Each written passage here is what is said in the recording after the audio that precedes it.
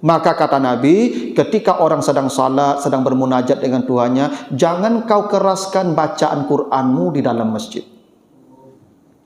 Tuh hadis sahih itu. Artinya ibadah kita tidak boleh mengganggu ibadah orang. Di rumah Allah ni kita beribadah, ibadah kita tidak boleh mengganggu ibadah orang. Apalagi kita tidak beribadah. Al-Muluk ayat 10. Ketika manusia masuk neraka, dicampakkan ke neraka, apa yang diteriaki manusia masuk neraka itu, Ibu? Lau kunna nasma'u aw naqilu ma kunna fi ashabis sa'ir. Kalau telinga kami rajin mendengar dulu, kami tidak akan masuk neraka. Berarti mendengar itu zikir. Akan datang satu masa, kata Nabi, di mana umatku berhalaqah di masjid. Kayak sekarang kita nih, berhalaqah namanya nih, duduk kumpul di masjid. Tapi yang mereka bicarakan dunia. Kata Allah, kata Nabi, jangan, Allah tidak perlu mereka datang ke masjid. Ini ada ibu-ibu kau majak orang arisan bawa ke masjid, kan ada itu produk tertentu ya. Mungkin produk kecantikan. Nyendak badak kah, mix apa, itu tidak boleh tuh Ibu. Itu bisnis namanya. Tidak boleh di rumah Allah mencari untung dunia. Tidak beradab namanya. Termasuk biru-biru umrah dan travel tuh Pak. Itu tidak boleh tuh Pak. Kecuali dia hanya menjelaskan tentang bagaimana haji, umrah, itu sudah. Tapi kalau sudah mau, saya punya travel ini sekian pendaftarannya, segala ada orang jual beli online, kini orang banyak Pak. Ibu-ibu ngumpul-ngumpul di masjid kan langsung baca lihat barang tuh ke kawan. Aku ada contohnya. Itu tidak boleh tuh Ibu. Nah,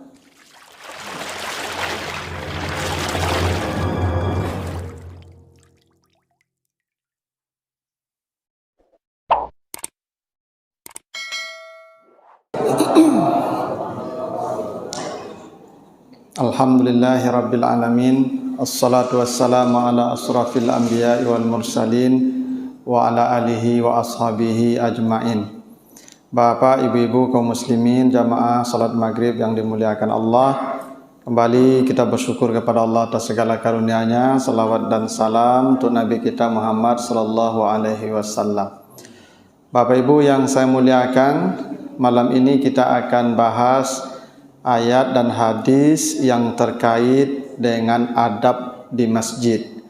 Karena di masjid ini Bapak Ibu ada adabnya. Kenapa harus ada adabnya di masjid? Karena masjid itu rumah Allah, bukan rumah kita. Itu kenapa dalam Al-Qur'an kata masjid selalu dinisbahkan kepada Allah. Ya, misalnya di surat At-Taubah ayat 18, innama ya'muru masajidallah man amana billah, dan seterusnya. Hanya sesungguhnya orang-orang yang akan memakmurkan masjid-masjid Allah, bukan masjid kita. Ya, masjid Allah. Makanya kata masjid diidafahkan kepada Allah. Karena idafah itu maksudnya masjid itu lillah, milik Allah. Jadi masjid itu milik Allah. Makanya saya itu tidak terlalu setuju kalau masjid itu diberi nama dengan ormas atau kelompok tertentu. Ya. Karena masjid itu milik Allah, bukan milik orang pribadi atau milik ormas atau kelompok tertentu. Milik Allah. Itu kenapa syarat itu masjid disebut masjid ada 3. Syarat masjid disebut masjid itu ada 3. 1, milik publik, semua umat. Jadi bukan milik orang pribadi, milik kelompok, milik publik. Itu syarat masjid.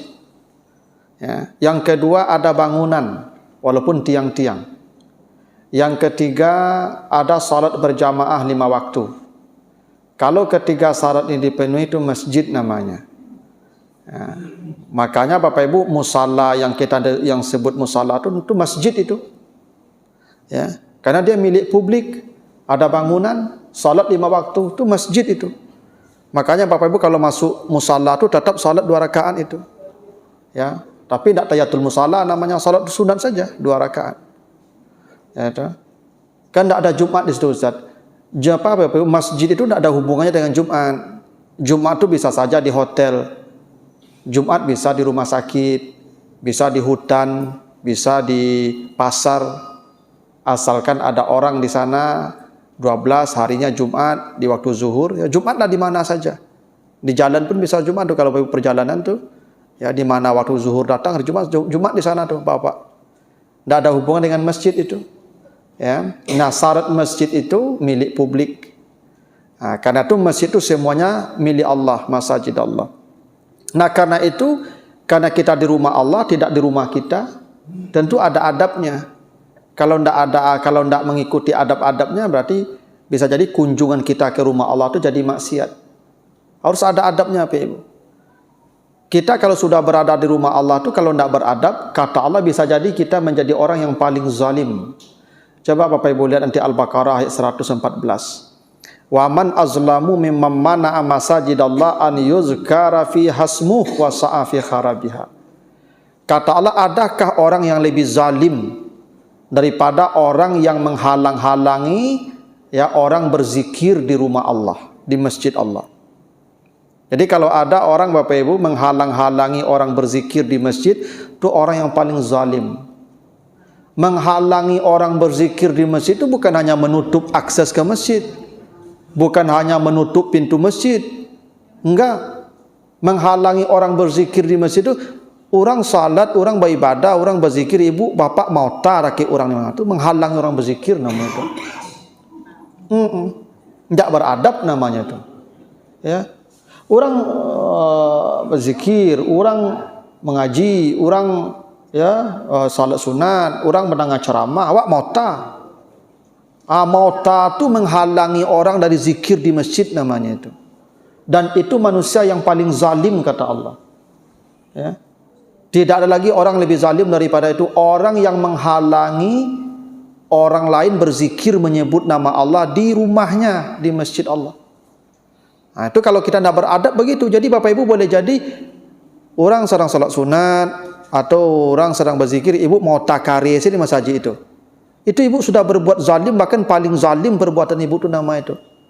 Membuat orang tak nyaman menyebut nama Allah di rumah Allah. Itu maka ibu apa kok kamu mota keluar, jangan dalam yo mota. Itu. Ya, kadang-kadang ada awak aku tak tahu juga adab tu Pak.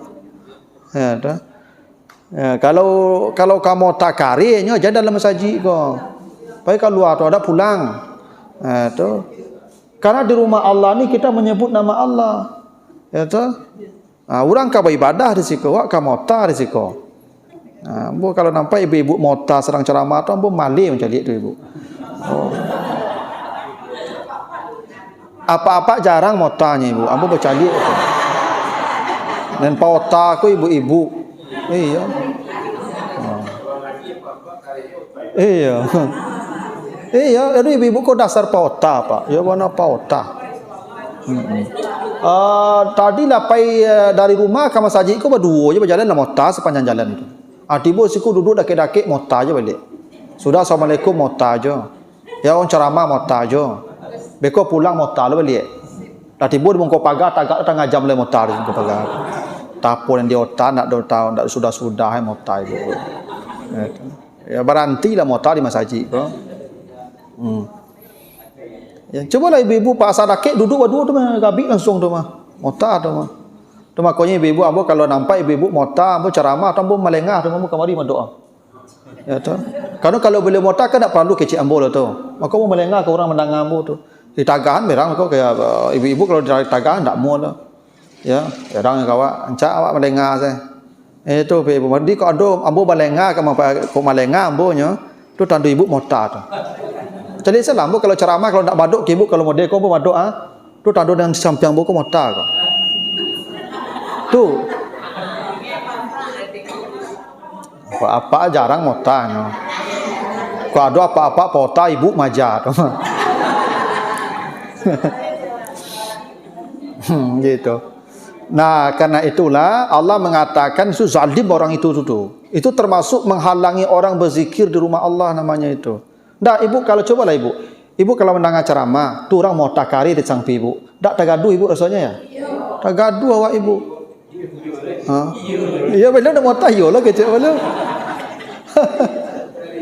Gitu. Ya ini karena itu perlu adab. Jadi banyak adab-adab di masjid itu, Ibu ya. Nabi sebut, Allah sebut dalam Al-Qur'an, Nabi sebut dalam hadis-hadis. Nah, kita akan bahas hadis-hadis, ayat-ayat dan hadis-hadis tentang adab-adab supaya kita kalau di masjid ini memang pahalanya besar. Karena kata Nabi begini, Ibu. Hadis Bukhari Muslim ya. Sab'atun yuzilluhumullah fi zillihi yauma la zilla illa zillu. Ada 7 manusia nanti yang diamankan Allah di padang mahsyar. Saat manusia kepanasan, kehausan berdiri 50.000 tahun di padang mahsyar itu, yang tidak ada manusia yang kuat berdiri di sana itu. Tapi ada manusia itu di bawah naungan Allah. Allah bikin naungan di sana yang teduh, sejuk, tenang, tidak ada payah, tidak ada panas, tidak ada capek, tidak ada haus. Mereka sampai hisab selesai tenang saja. Ada 7 manusia kata Nabi. Siapa yang 7 itu? Salah satunya rajulun mu'allakun kalbuhu bil masajid. Orang yang tentram hatinya berada di masjid. Nah, Ibu, orang yang hatinya tentram berada di masjid. Berarti kita ni, Ibu, kalau ada orang lah tentram hati di masjid, Ibu, inyo tu tentram di masjid kau nyo. Ya, nyaman, tak gantung hati di masjid kau, Ibu. Ya tu. Ada orang Bapak Ibu tiba paling kemudian pulang paling dulu, itu ndak lah tu. Selalu kamai orang tiba boleh. Assalamualaikum orangnya tabang leh. Tu ndak masuk lah tu. Nyaman di masjid kau. Kok tiba paling dulu, kok pulang paling kemudian, sudah salat berzikir, berdoa, tengah ceramah. Itu orang yang hatinya tergantung tu dijaminan Nabi itu. Besok pertama diselamatkan Allah di padang mahsyar. Dah hebat duduk di masjid ni, Ibu ya. Kalau beradab. Tapi kalau tidak beradab, jadi zalim itu kata Nabi. Allah sebut begitu tu. Nah, kita akan lihat apa saja adab-adab kita berada di masjid. 1. Surat Al-A'raf ayat 31. Apa kata Allah? Ya bani Adam khuzu zinatakum inda kulli masjidin. Ini adab pertama. Wahai anak Adam, pakailah pakaianmu yang paling indah ketika kamu datang ke masjid Allah. Jadi Bapak Ibu kalau pergi ke masjid, khuzu zinah, pakai perhiasan. Perhiasan itu bukan galang, bukan cincin, enggak. Perhiasan itu pakai pakaian ibu bapak yang paling indah. Cuai ibu bapa menghadap Pak Gubernur, menghadap Pak Wali Kota, menghadap pejabat, pai baralik, itu ke masjid ko. Iku pai baralik dak tanggung segenya loh. Pai ke masjid berdaster bau labun karingek dia. Ibu itu iya, ibu itu pai ke masjid daster lalu jadi pakai jo. Ganti daster tu. Kadang awak lalu tu baik karinge, ya nak. Boleh pakai mukena. Ustaz, iyo ibu pakai mukena, tapi badan baju ibu tu, beko ketika sujud mahau kasut kidanya tu, ya tu. Tahu subuh tu, itu supaya apa? Supaya orang nyaman dekat kita. Iya tu, lebih bagus begitu, mandi ganti baju tu. Jangan daster lalu tu dipakai. Enggak. Ya apa-apa yo juga. Coba apa-apa tu cobalah kalau pergi ke masjid tu jangan dibuat kaos oblong. Ya toh, pakai pakaian apa menghadap pejabat. Ini kita menghadap Allah ke rumah Allah. Masa pakai pakaian ala kadar saya? Ada orang baju karaju lah pakai keringe nak, lah basah ketiak kuah. Itu dibuat pergi semayang ke masjid ibu. Coba bayangkan tu sujud pekor kambang ketiaknya. Orang sabala lah payahnya mana nangok apa ini. Ada. Memang kalau adab ke masjid kau pakai yang indah, ndak mahal ibu, ndak bukan mahal, indah. Karena keadaan pakaian kita ni mempengaruhi orang yang ada di sekitar kita. Cobalah ibu bapak, kalau ibu bapak babaun, mohon maaf nih, babaun baju orang tu dak ke awak semayang, ndak kelamu awak taluk situ lu tu. Ya tu awak pun semayang ndak nyaman ibu. Ya kan? Mana kecapek salam situ mah. Ya nak. Maka ibu perlu perhatikan baju itu. Itu pokok pertama. Sebelum kita datang ke masjid, perhatikan pakaian kita. Bukan mewahnya ibu, tapi zina indah. Jangan membuat pakaian ibu apa. Aduh apa-apa aku pergi semayang bagai dibuat baju kaos, merek-merek di belakang bagai. Ya enggak? Enggak ada merek-merek. Orang di belakang pastinya baca beko tu mah. Ya enggak? Kadang tulisannya bikin sakit hati ibu. Yang baca gila, jangan baca dah awak. Yang baca ini gila caknya. Maka jangan dibuat nama merek-merek, apalagi yang iklan-iklan apa produk tertentu, pasti orang dong baca. Pakai baju yang indah, model-model papa, pakai kemeja, pakai koko, pakai batik. Itulah standar itu. Jangan pakai kaos pun lagi yang kelepaknya lah nyerapi-nyerapi ni. Itu ndak ada adab ke rumah Allah nama itu. Ya toh. Yang indah tampilan tu ibu situ loh. Ya toh. Mukena ibu tu perhatikan. Yang indah, tapi jangan yang menorak loh. Tak boleh lah norak loh. Jangan ibu pakai lo mukena dan mencolok warna-warni beku orang di belakang ibu nyopikian di mana bali ibu kawan. Ya tu alamang gaduh orang semayang lah nama tu. Ya ibu kan cutu. Ibu saya nampak beda orang jawabnya pasti tak kana di mana bali ibu kawan tu. Maka sudah assalamualaikum juga abi bawa bali je. Kan dah. Gitu. Nah, jadi ibu bapak kalau pergi ke masjid adab pertama tu pakailah pakaian yang indah. Itu berpahala perintah Allah. Tidak ada satu pun perintah Allah kecuali berpahala. Kan perintah Allah tadi. Hai anak Adam, pakai pakaianmu yang paling indah kalau kau datang ke masjid. Karena perintah Allah tidak mungkin tidak ada pahala. Ya toh? Pasti ada pahala.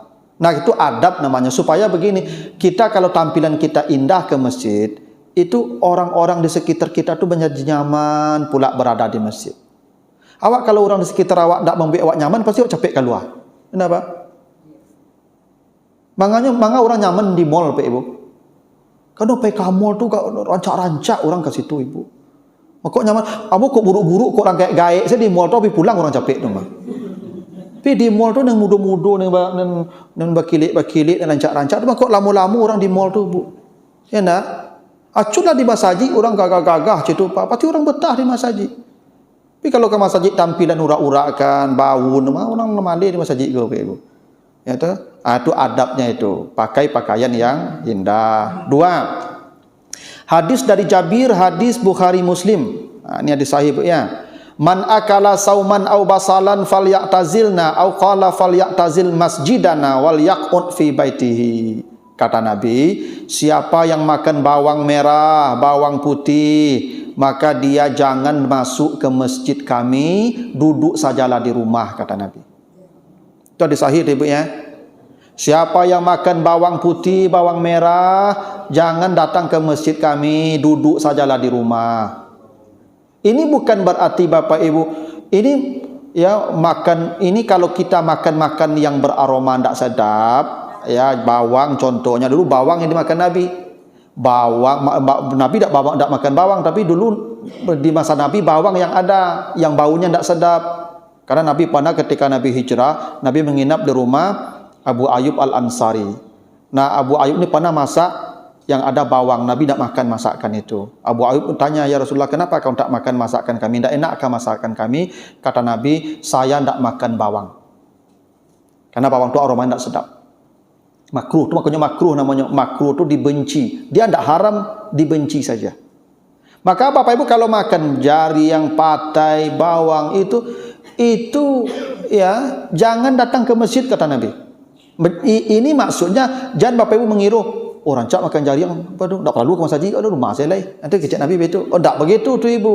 Maksud Nabi melarang Bapak Ibu ke masjid itu, Bapak Ibu jangan datang ke masjid kalau aroma mulutnya tidak sedap. Tuh. Yang makan jariang, yang makan patai, ya, jangan ke masjid kecuali bersihkan mulutnya dulu. Itu adabnya. Kalau tidak di rumah, kata Nabi. Gosok gigi itu. Apalagi subuh tu. Kadang-kadang ada orang tidak sensitif, Pak dan Bapak Ibu. Malam dah makan jariang, makan patai. Itu. Tak gosok lagi gigi subuh kalau. Tak gage-gage ke masjid. Tiba di masjid takbir ambui kancang nah. Itu. Ada orang tu Allah. Tak ada orang menjadi takbir, Pak ya. Ya kan? Coba bayangkan orang sebelahnya tu, perasaannya kira-kira sampai sudah semayang tu, Pak Ibu. Kata, dan nak kadakitnya semayang selainnya. Makanya Bapak Ibu pergi ke masjid tolong gigi gosok. Kalau berbaun makan parmen tu. Makanya kan ada hadis sahih tu ya. Kata Nabi, laula an asukka ala ummati. Kalaulah tidak membebani umatku, la amartuhum bisiwaki fi kulli salatin. Saya wajibkan mereka menggosok gigi setiap salat. Artinya menggosok gigi itu hampir wajib hukumnya setiap salat. andai tidak akan membebani umatku, kata Nabi, saya wajibkan mereka menggosok gigi setiap salat. Siwak namanya zaman dulu. Terus sekarang gosok gigi. Itu kenapa Bapak Ibu kalau pergi ke masjid terutama subuh lah, gosoklah gigi itu Ibu Bapak. Ya, gosoklah. Jangan tidak digosok gigi itu. Ya, dulu le aman dia pakai masker nak mambu-ambu ya itu surang balik. Kalau kini masker kalau baca bui Pak. Ya, dulu ketika pakai masker lagi gak aman mah. Makan jari yang mana malam tak gosok gigi ambu-ambu ya rusuh surang ke dalam balik. Ya, kalau kini kan tak bisa lebih pula masker lape perlu digosok gigi itu. Tu adabnya tu. Ibu cobalah kalau bau angok orang Sabala ibu tu kancang. Lah nyaman ibu beribadah. Tak nyaman lah. Ya, makanya itu ada adab namanya. Ini kan kita tamu Allah semua. Saya tamu Allah, ibu bapak tamu Allah. Kita sama-sama tamu Allah. Tak boleh mengganggu tamu Allah di sini. Itu maksudnya. Makanya gigi kita digosok gitu supaya aroma. Jadi Bapak kalau kamu jangan makan yang kalau kamu makan jariang makan patai beko lah pulang di masjid. Ya toh? Jangan pergi ke masjid itu makan yang beraroma tidak sedap. Itu tidak beradab namanya itu. Itu dua ya. Kalau pergi ke masjid hindari makanan yang tidak ya sedap aromanya. 3. Iza dakhala ahadukum al-masjid falyarka rak'atan qabla ayajlisa. Ini hadis Bukhari Muslim juga. Apabila kamu masuk masjid, adabnya jangan duduk kecuali kamu salat dulu 2 rakaat. Itu adab itu. Kalau ibu bapak masuk masjid, kapanpun masuk masjid, jangan duduk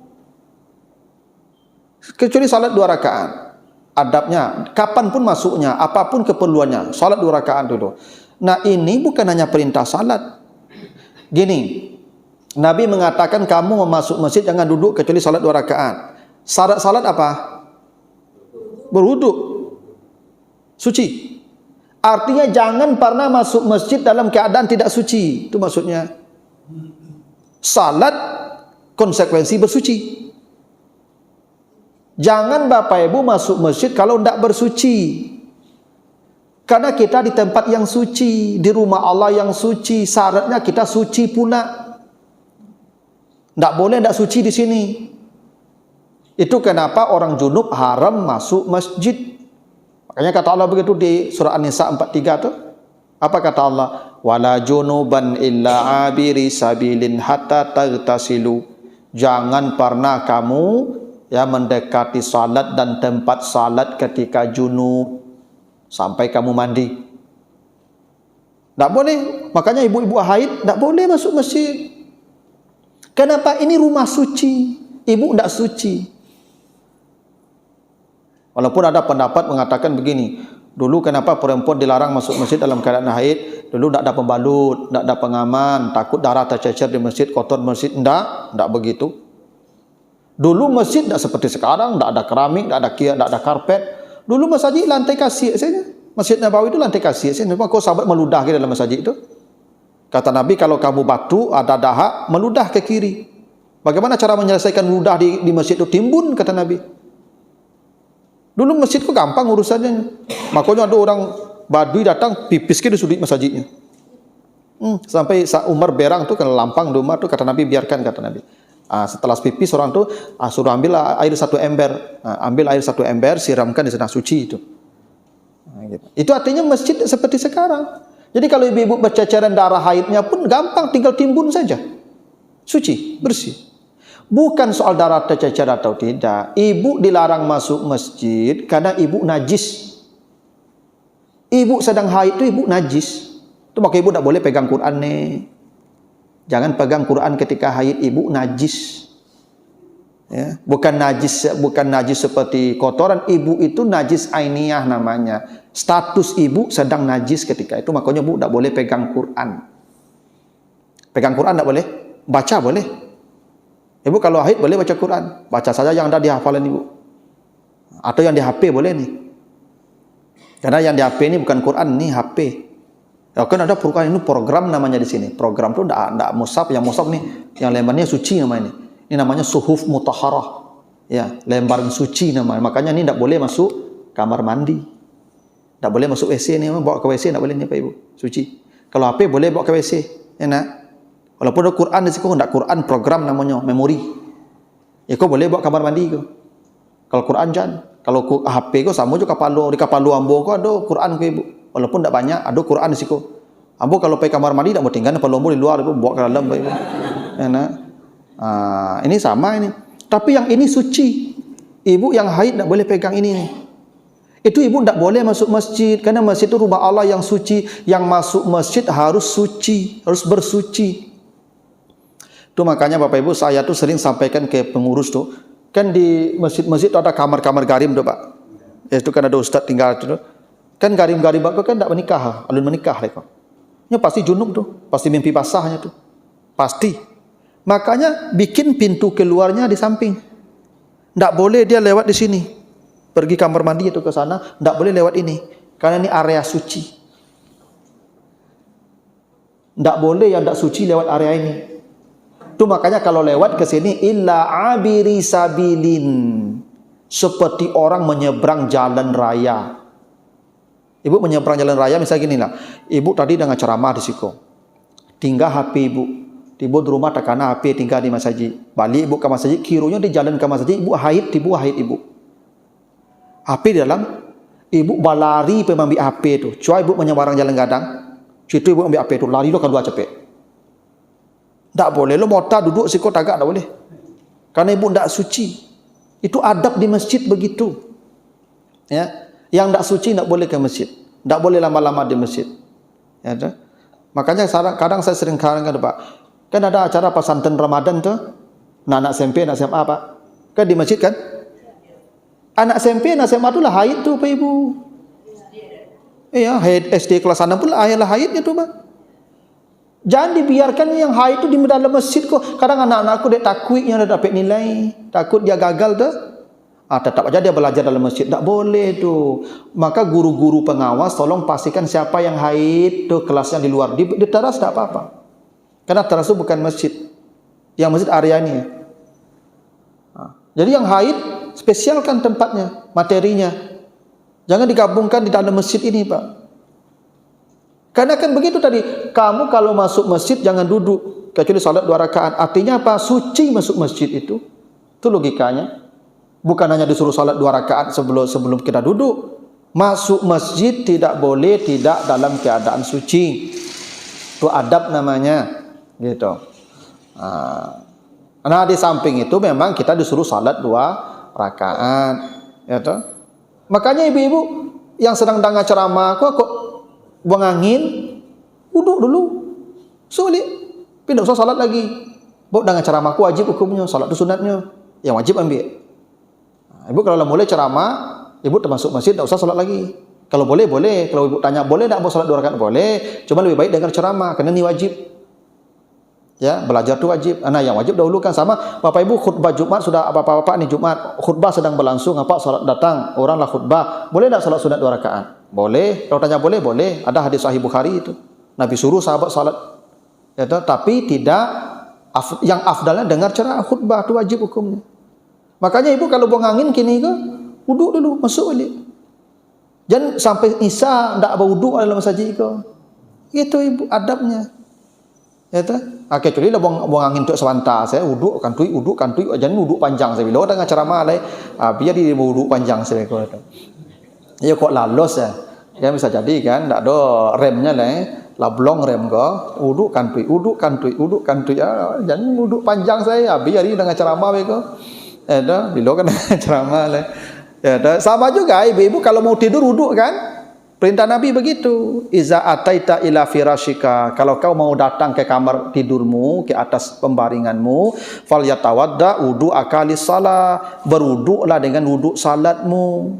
Jadi kalau kita mau tidur ya wuduk, tu perintah Nabi. Tapi bila kita hendak datang ke tempat tidur, tapi kalau wuduk awak lalu di atas kasur tu menjalang lalu kan tuik lah balik, sampai wuduk lain. Iko mati berwuduk sampai pagi bila kalau lalu lain.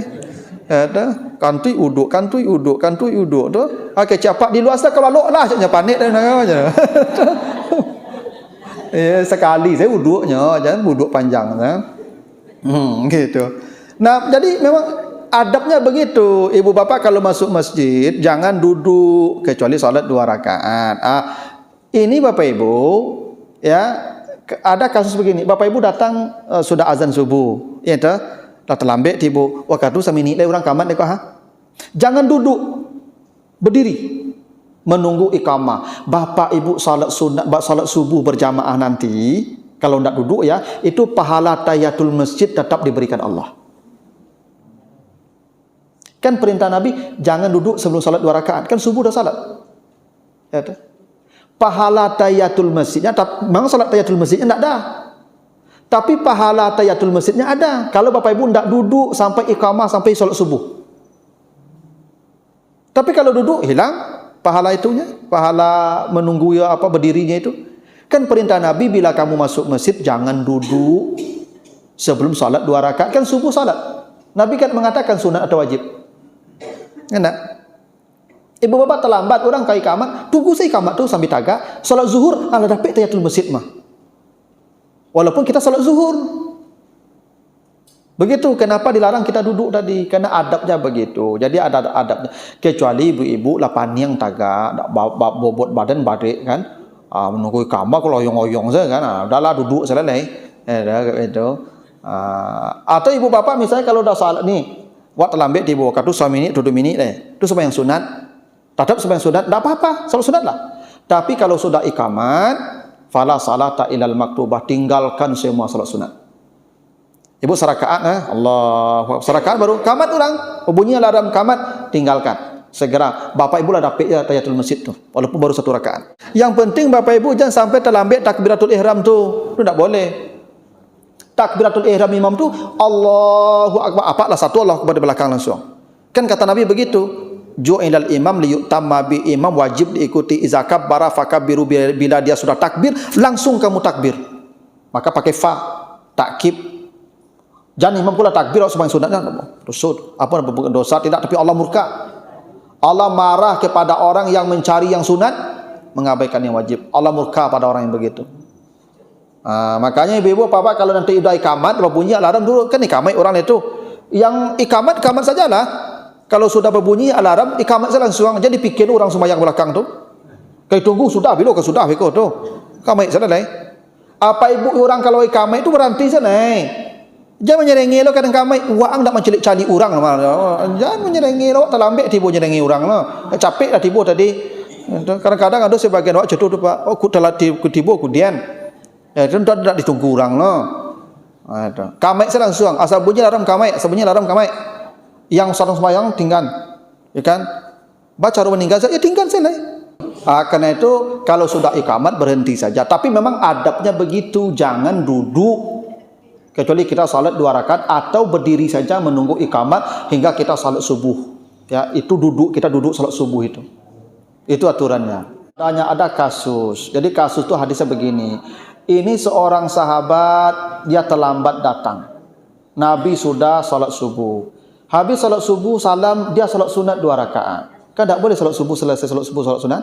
Nabi bertanya, ma hazihis salat, engkau salat apa setelah subuh? Kata dia, tadi saya terlambat datang, engkau sudah salat subuh. Saya biasa salat 2 rakaat sebelum subuh. Tak pernah saya tinggalkan. Tadi saya tertidur hingga terlambat datang ke masjid. Oh, Nabi diam, fasakata, famarra. Nabi diam dan berlalu. Tak mengatakan boleh, tak melarang. Apa maksud itu? Itu tergantung kondisi orang. Kalau ada orang selalu salat rawatib qabliyah subuh, selalu tak pernah tinggal. Sekarang dia tertidur, terlambat, jago, pas ke masjid orang langsung yang subuh, dia boleh mengqada. Pikot lambeknya dek main HP tadinya, dek menonton tadinya, dek santai-santai tadi tak berlaku. Tak berlaku. Kok berlaku cerita ajak terlambat saja awak jago. Terlambat saja sudah tiba ke masjid. Itu bisa dikada sudah subuh mah. Ini orang yang tertidur dan dia biasa melakukan itu. Boleh dia ganti nanti habis subuh. Makanya Nabi diam, tidak menyuruh, tidak melarang. Itu kasuistis berlaku hadis yang begitu. Namanya hadis takriri. Tuh adabnya ya. Yang berikutnya. Ini hadis riwayat Ahmad dan Abu Dawud. Innal musalli yunaji rabbah falyanzur bima yunaji bihi wa la yajhar ba'dukum ala ba'din bil Qur'an. Orang yang sedang salat itu sedang bermunajat dengan Tuhan. Munajat sedang berdialog. Dia sedang mau tauta aja Tuhan. Dia waktu salat kamu tauta aja Tuhan, Ibu. Kamu minta tuh, iya kana berdua, iya kana uyu cek Tuhan. Ihdinas siratal mustaqim. Jadi cek Tuhan itu. Oh, sedang mengecek ya Tuhan tuh Ibu. Maka kata Nabi, ketika orang sedang salat, sedang bermunajat dengan Tuhannya, jangan kau keraskan bacaan Qur'anmu di dalam masjid. Tuh hadis sahih itu. Bapak Ibu, kalau ada orang salat, ada orang sedang beribadah, jangan dikeraskan bacaan Quran. Baca Quran saja tidak boleh keras, apalagi mota. Baca Quran saja tidak boleh keras ketika orang ada sedang salat. Itu makanya saya tuh Bapak Ibu kalau hari Jumat itu, kalau sudah ramai orang datang, tidak usah muratal dibunyikan lagi. Karena orang sedang bermunajat, sedang salat sunat, sedang berzikir, sedang baca Quran pun udah diam sajalah. Oh tu mimbau orang tu tak perlu diimbau tu. Kau pergi ke Jumat, karena Jumat tibo eko tu mah. Akan imbau. Wajib Jumat tu mah. Orang pergi beribadah aku berencana Bapak Ibu. Kalau tak berencana ada ketibo cokor ke mimbau lah. Enak. Bapak Ibu pergi tengah wirid ke berencana tadi mah. Tidak berencana dipacien pulangnya mah. Enak. Ini ibadah aku rencana Bapak Ibu. Ya. Kalau ada orang sedang salat sunat itu jangan keraskan bacaan Quran. Coba bayangkan membaca Quran keras saja tidak boleh. Artinya ibadah kita tidak boleh mengganggu ibadah orang. Di rumah Allah ni kita beribadah, ibadah kita tidak boleh mengganggu ibadah orang. Apalagi kita tidak beribadah. Itu. Itu maka mau kecil ibu-ibu kalau kamu tahu orang sembahyang sunat, orang berzikir pulang capek. Itu. Kalau sama-sama baca Quran bagus. Ya tidak apa-apa kalau sama-sama baca. Itu. Ya sama-sama baca kan tak apa Pak. Oh baca Quran aja baca Quran lah, tak apa. Tapi kan ada aturan lain, bila dibacakan orang Al-Quran, yang lain diam menyimak. Kalau tidak dikeraskan bacanya, baru baca. Kalau ada orang baca, simak saja diam. Pahala kita sama dengan yang baca. Itu. Makanya Bapak Ibu, kalau ada sama juga kan orang sedang berzikir. Orang sedang berzikir jangan diganggu Pak. Suara kita pelankan. Makanya ibu pendengar ceramahku sedang berzikir kok mah. Zikir itu jangan Bapak kita kan lafal saja subhanallah subhanallah itu yo, tapi zikir mendengarku zikir yang paling hebat. Kata Nabi Allah tidak akan mengazab orang yang berzikir. Selama orang berzikir Allah akan menunda azab. Dan kata ini Bapak Ibu kalau baca nanti surat apa? Al-Muluk ayat 10. Ketika manusia masuk neraka, dicampakkan ke neraka, apa yang diteriaki manusia masuk neraka itu Ibu? Lau kunna nasma'u aw naqilu ma kunna fi ashabis sa'ir. Kalau telinga kami rajin mendengar dulu, kami tidak akan masuk neraka. Berarti mendengar itu zikir. Orang mendengar itu zikir. Itu makanya Ibu ketika mati disuruh bacakan Quran kenyang itu. Kata Nabi apa? Iqra'u ala mautakum Yasin. Bacakan pada orang yang menghadapi kematian itu Yasin. Taklah mati dah Pak, menjelang mati itu. Itu perintah Nabi, bacakan kepada orang yang sedang menghadapi kematian itu Yasin. Kenapa? Orang ketika mati itu lidahnya tidak bisa lagi bicara, tangannya tidak bergerak, matanya tidak berfungsi. Yang berfungsi telinga. Bila dia mati sambil mendengar bacaan Al-Quran, masuk surga. Kenapa? Kan kata Allah begitu. Iza quri al-Quran fastami'u lahu wa ansitu la'alakum turhamun. Bila dibacakan Al-Quran, kamu diam, kamu dengar, kamu dapat rahmat. Dan kata Nabi kan tidak ada orang masuk surga dengan amalnya. Tidak ada orang masuk surga dengan amalnya. Dengan apa orang masuk surga? Dengan rahmat Allah. Kalau dia dengar Quran, dapat rahmat. Artinya apa? Orang menjelang mati mah sampai nyawanya tercabut dengar bacaan Quran, surga tuh. Itu makanya mendengar ceramah, kau zikir, orang sedang berzikir jangan diganggu. Makanya tak boleh mota. Tu tadi tu cek tu. Tu mengganggu orang berzikir nama itu mota tu. Jadi Bapak Ibu, ibadah kita pun tak boleh mengganggu orang di masjid, apalagi kita tidak beribadah. Nah, terakhir nih ya hadis riwayat Al-Hakim. Saya bacakan hadisnya begini. Ya'ti 'alan nas zamanun yahlikuna fi masajidihim wa laysa humuhum illa dunya wa laysa lillahi fihim hajatun fala tujalisuhum. Akan datang satu masa kata Nabi di mana umatku berhalaqah di masjid. Kayak sekarang kita nih berhalaqah namanya nih, duduk kumpul di masjid. Tapi yang mereka bicarakan dunia. Kata Allah, kata Nabi, jangan, Allah tidak perlu mereka datang ke masjid. Kalau mereka duduk kumpul di masjid yang dibicarakan mereka dunia, keuntungan dunia, tidak perlu datang ke masjid, kata Allah. Allah tidak butuh kedatangan mereka. Dan kamu jangan duduk dengan mereka. Jadi kalau ada orang di masjid kok mau dunia, bisnis, maka kata Allah, kata Nabi, Allah tidak butuh orang itu ke masjid. Dan kamu jangan duduk dengan mereka. Dan itu akan terjadi. Kini ada ibu-ibu berkumpul arisan di masjid, langsung iklan, Bu, ada jilbab baru. Itu ibu yang cucu itu tidak beradab namanya itu. Tidak boleh kita mengurus dunia di masjid. Itu kenapa gini, Bu? Kenapa masjid di samping masjid dibangun Nabi pasar? Kalau kamu ingin berbisnis, keluar masjid, pasar itu. Kalau kamu ingin ke rumah Allah, wazarul bai', kan begitu tuh? Izanu diya lis-salati min yaumil jumu'ah fas'au ila zikrillah wazarul bai'. Kalau kamu sudah datang ke rumah Allah berzikir, tinggalkan bisnismu di luar masjid. Bila kau ingin mengurus duniamu, keluar dari masjid, itu ada pasar di samping masjid. Tak boleh kita, ini ibu-ibu hati-hati ini. Ada ibu-ibu kau majak orang arisan bawa ke masjid, kan ada itu produk tertentu ya. Maksudnya produk kecantikan. Nyendak badak kah, mix itu tak boleh tuh ibu. Itu bisnis namanya itu. Kalau menyampaikan informasi tentang kesehatan itu boleh. Tapi kalau sudah keuntungan ujungnya, tidak boleh. Di dunia tidak boleh mencari, di masjid tidak boleh, di rumah Allah mencari untung dunia. Tidak beradab namanya. Termasuk biro-biro umrah dan travel itu Pak. Itu tidak boleh itu Pak. Kecuali dia hanya menjelaskan tentang bagaimana haji, umrah, itu sudah. Tapi kalau sudah mau, saya punya travel ini sekian pendaftarannya, selalu ada di luar itu. Nah itu. Kan ada ustaz-ustaz kok punya biro bagi Pak. Itu. Itu hati-hati Pak. Yang tidak boleh itu cari dunia di sini, cari untung. Cari untung tidak boleh. Untung dunia. Kita di sini untung akhirat. Tapi kalau Nabi dulu pergi perang, itu strategi perang itu di sini Pak, di masjid dibicarakan. Ya, bahkan ada sahabat yang gulat di masjid itu boleh. Ya, tapi kalau sudah untung dunia, bisnis wazarul bai', kan begitu kata Allah. Bila kamu dipanggil ke masjid, segera datang menyebut nama Allah di sana, wazarul bai', di depan pintu masjid, tinggalkan bisnismu dulu. Jangan kau urus di sini. Tidak beradab kita mengurus bisnis di sini. Itu adabnya. Jadi kini jual beli online, kini orang banyak Pak. Ibu-ibu ngumpul-ngumpul di masjid, kan langsung baca lihat barang tu ke kawan. Aku ada contohnya. Itu tidak boleh tu ibu. Itulah dulu Bapak Ibu. Dah lebih kurang mohon maaf. Subhanakallahumma wa bihamdika, asyhadu an la ilaha illa anta, astaghfiruka wa atubu ilaika. Wassalamualaikum warahmatullahi wabarakatuh.